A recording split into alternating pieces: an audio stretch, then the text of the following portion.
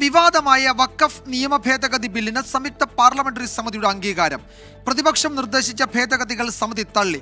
ജനാധിപത്യത്തിന്റെ കറുത്ത ദിനമെന്ന് കുറ്റപ്പെടുത്തിയ പ്രതിപക്ഷം ന്യൂനപക്ഷങ്ങളുടെ അവകാശങ്ങൾ സംരക്ഷിക്കാൻ ജനങ്ങൾ മുന്നോട്ട് വരണമെന്ന് ആഹ്വാനം ചെയ്തു.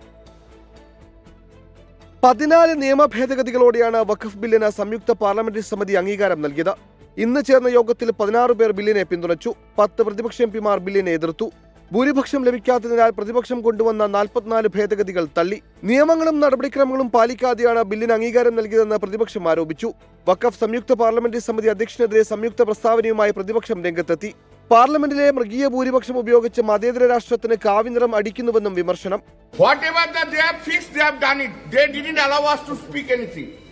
No rules, no procedure has been followed. Our amendments have been rejected and their amendments have been allowed.